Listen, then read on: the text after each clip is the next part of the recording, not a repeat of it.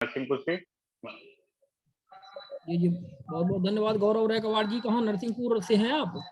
जी नरसिंहपुर से प्रोफेसर। मैं सर संतोष जैन, मनेन्द्रगढ़, छत्तीसगढ़। जी थोड़ा थोड़ा आप लोग ये भी बताते रहें कि मतलब आरटीआई आपने कहाँ कितनी लगाई है, शॉर्ट में 1 मिनट के अंदर, और कैसे आप इस ग्रुप के बारे में जाने यहाँ से इस मीटिंग के विषय में। मेरा south eastern coalfield limited Bilaspur से नाता रहा है, तो साउथ ईस्टर्न कोलफील्ड लिमिटेड और वन विभाग में मैंने आरटीआई लगाई है। जी आपको इस कार्यक्रम के बारे में कहाँ से पता चला? हमारे चौरसिया जी है, सुनील चौरसिया जी, उनसे लिंक मिला। जी बहुत अच्छी बात है। अनूपपुर रहते हैं चौरसिया जी। हाँ जी गौरव रेकवाड़ जी, आपने आपको कहाँ से जानकारी मिली और कैसे आप आरटीआई की फील्ड में काम कर रहे हैं, थोड़ा सा बताएं 1 मिनट के अंदर। जी राजस्व विभाग में सर यहाँ पे बहुत ज्यादा मेरे समाज के लोगों का लगभग हनन हुआ है। एक बहुत बड़ा पट्टा है जिसपे सरकारी कब्जा था, तो उनकी जमीन सरकार के द्वारा और कुछ किसी दबंगे के द्वारा दबा ली गई है, तालाब की जमीन। तो उसमें आरटीआई वगैरह मैं लगा रहा हूँ, और राजस्व के बारे में ज्यादा जानकारी न होने के कारण थोड़ी दिक्कत हो रही है। तो निश्चित रूप से शिवानंद जी और आप सभी वरिष्ठों का मार्गदर्शन मुझे प्राप्त होगा इसमें, और अभिषेक राय करके जिनके द्वारा मुझे ये जानकारी मिली थी। तो निश्चित रूप से मैं चाहता हूं कि मैं आरटीआई के बारे में बहुत अधिक से अधिक जान सकूं आप लोगों के माध्यम से, और अन्य जो विभाग हैं उनके बारे में भी जानकर आरटीआई का सही उपयोग कर सकूं जनता के हितों के लिए। जी मैं दैनिक समाचार पत्र चलाता हूँ, नरसे धारा करके, उसका संपादक हूँ प्रमुख। चलिए बहुत अच्छी बात है। और इसका एक न्यूज का भी अंत में एक राइटअप बनता है जो हम लोग सर्कुलेट करते हैं। तो गौरव रेकवाड़ जी, आप अपना नाम परिचय बस 2 लाइन का लिख करके हमारे इसी व्हाट्सएप नंबर पर जो 9589152587 9589152587 जो हमारा ये व्हाट्सएप नंबर है, आप अपना इसमें मैसेज करिएगा। तो मैं आपको आरटीआई व्हाट्सएप ग्रुप से भी जोड़ लूंगा, जिसमें ये सारे अपडेट्स आपको मिलते रहेंगे, जानकारियां। और साथ में जो न्यूज एक राइटअप तैयार होता है अंत में, कार्यक्रम के अंत में, जो सर्कुलेट कर देते हैं हम सभी स्टेट्स और जिलों में जो भी लोग हैं अपने पत्रकारिता से जुड़े हुए, वहाँ पे छपवा देते हैं। तो इससे ये होता है कि इन चीजों का प्रचार प्रसार हो जाता है, अच्छी चीजों का प्रचार प्रसार हो जाता है। निश्चित रूप से इसका प्रचार होना चाहिए और लोगों को जागरूकता आनी चाहिए, जागरूकता आनी चाहिए, बिल्कुल। तो यही उद्देश्य रहता है इसमें। तो आप जरूर मैसेज हमें करिएगा। काशीनाथ जी हमारे बीच में जुड़े हुए हैं। काशीनाथ जी, अपने आप को अनम्यूट करके बताएं, आप पहली बार जुड़ रहे हैं शायद हमारे कार्यक्रम में।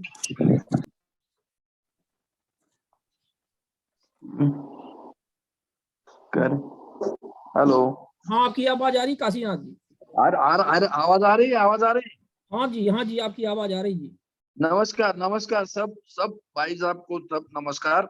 मैं पुणे से हूँ, और मेरा एक सवाल है कि वो जो पुलिस इन्वेस्टिगेशन करती है वो कंप्लेनेंट को पूरा मालूम होना चाहिए, ऐसा 85 में सुप्रीम कोर्ट ने एक जजमेंट दिया है।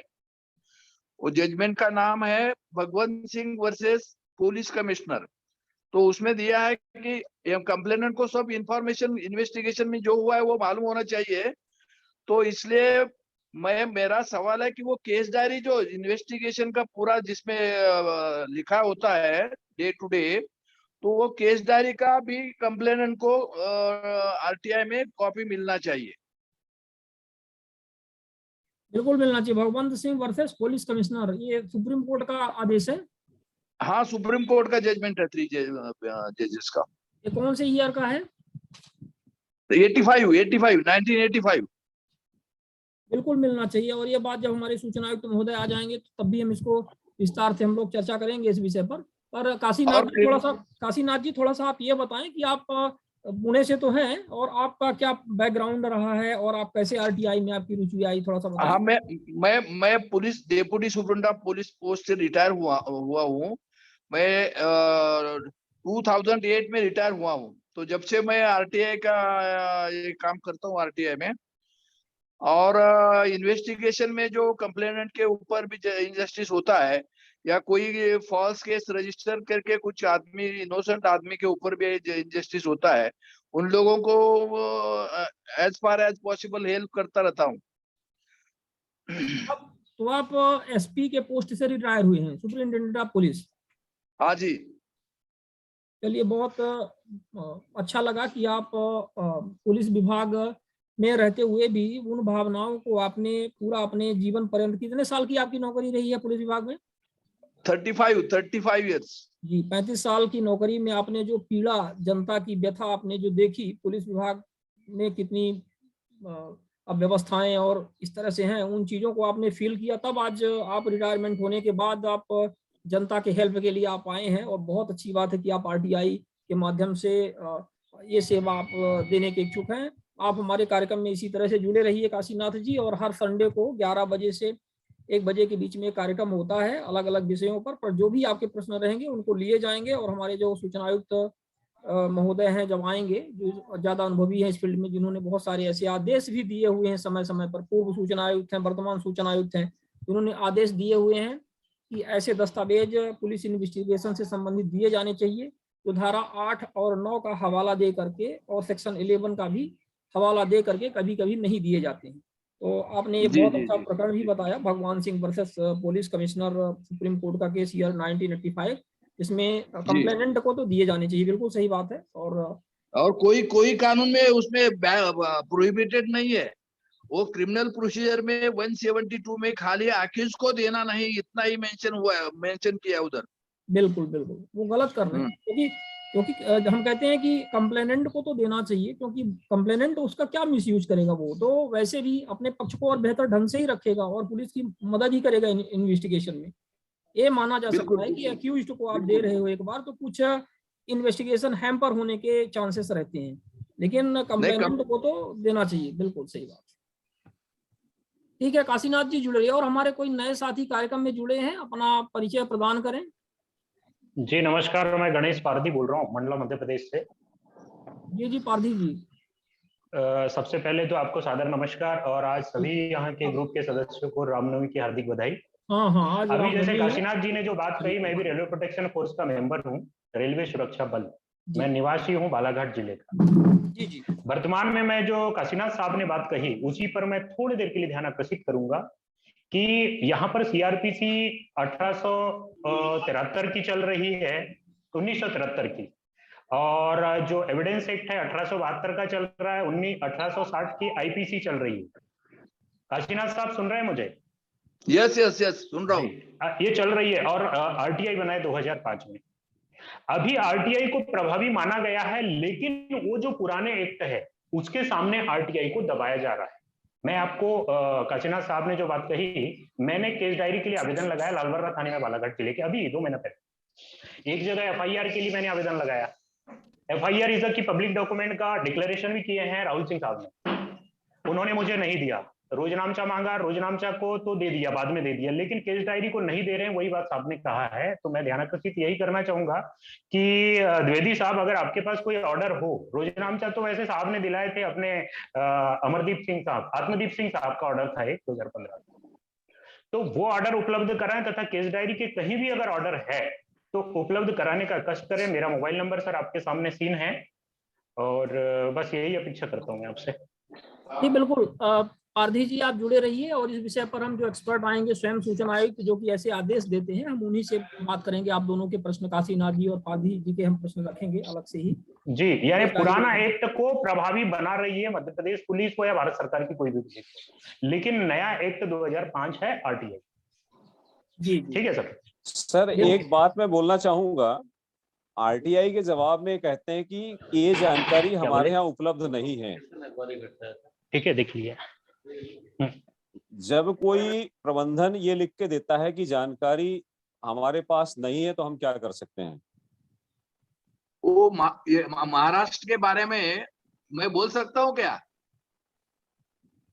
हेलो जी आप काशीनाथ जी इंतजार करिएगा, हम स्वागत कर ले। हमारे बीच में अजय उप्रेती सर आ गए हैं, और सर बहुत बहुत हार्दिक धन्यवाद और स्वागत है आपका। और इनफैक्ट जी, और सर बहुत मतलब सारगर्भिक प्रश्न यहाँ पे आए हुए हैं। हमारे बीच में एक नए पार्टिसिपेंट जुड़े हैं, काशीनाथ तालेकर जी, जो एसपी सुपरिटेंडेंट ऑफ पुलिस के पद से रिटायर हुए हैं आप, और आरटीआई लगा करके पीड़ितों के लिए आप काम कर रहे हैं, सेवा बहुत है। और हमने कहा कि बहुत अच्छी बात है, हमारे लिए तो खुशी की बात है कि कम से कम पुलिस से रिटायर होने के बाद भी लोग इस तरह की भावना रखते हैं आप जैसे, आप महान हैं। और पारधी जी हैं जिन्होंने प्रश्न रखा है केस डायरी को लेकर के है, तो हालांकि जब चालान पेश हो जाता है, चार्जशीट पेश हो जाती है कोर्ट में, तो समस्त दस्तावेज दोनों पार्टियों को दिए जाते हैं, ऐसा तो हमने सुना है। मतलब ऑर्डर तो हमारे पास प्रिसाइज नहीं है, पर आप स्वयं भी सर इसमें प्रकाश डालें कि कैसे इन लोगों की मदद हो पाएगी। क्या जानना चाहते हैं शिवानंद जी? ये मैं थोड़ा देर से जुड़ा तो इनका प्रश्न सुन नहीं पाया। जी जी, तालेकर जी कृपया अपना प्रश्न आप स्वयं ही बताएं। काशीनाथ जी, अच्छा पारधी जी हैं, पारधी जी बताएं। हाँ सर नमस्कार, मैं बोलना ये चाहता हूँ कि जब पुलिस इन्वेस्टिगेशन करके चालान पेश कर देती और उसके बाद भी केस डायरी आरटीआई में उपलब्ध नहीं कराई जा रही, जबकि उस केस डायरी को साक्ष्य के रूप में नहीं माना गया है, ऐसा क्यों? महोदय कृपया मार्गदर्शन करें। देखिए, अगर कोई चीज आप आरटीआई में मांग रहे हैं, देखिए बहुत स्पष्ट है कि अनलेस उस पे माननीय उच्च न्यायालय, उच्चतम न्यायालय या किसी न्यायालय द्वारा रोक नहीं लगाई गई है कि इस विषय पे ये चीज ना दी जाए बिल्कुल स्पेसिफिक ऑर्डर के थ्रू, तो उसमें पीआईओ कहीं से स्केप नहीं कर सकते हैं, उनको वो जानकारी उपलब्ध करानी होगी। हेलो, अब क्या होता है कि जानकारी कैसे उपलब्ध कराई जाए, पीआईओ जो है पब्लिक इंफॉर्मेशन ऑफिसर जो सूचना अधिकारी हैं, कई बार वो इस तरह की चीजों की आड़ लेते हैं। तो उसमें मुझे लगता है कि आयुक्त और जो आयोग को सफिशिएंट पावर दे रखी है, पहले आप जो है पीआईओ को बुला सकते हैं, अगर वो नहीं हीला हवाली करते हैं तो 9(2) के तहत बुलवाइए, आप रिकॉर्ड तलब कर सकते हैं, आप उन पे दंड लगा सकते हैं, उनका जो है पुलिस तामीला करा सकते हैं, समन भेज सकते हैं, 20(2) की कार्रवाई कर सकते हैं। तो अब मेरे ख्याल से अगर ये चीजें करी जाती हैं तो 90 आप समझिए 95% केसेस में जो है पीआईओ जानकारी दे देते हैं।